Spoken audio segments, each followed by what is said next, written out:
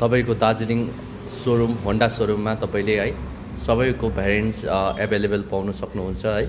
यसमा तपाईको होन्डामा तपाईको सबै 125 सीसी को तपाईको जति पनि यसमा तपाईले भ्यारिएन्ट है कलरहरू तपाईको प्रोभाइड हुन सक्छ है। र तपाईले कन्ट्याक्ट गर्न सक्नुहुन्छ तपाईको दार्जिलिङ होन्डा सोरुम है।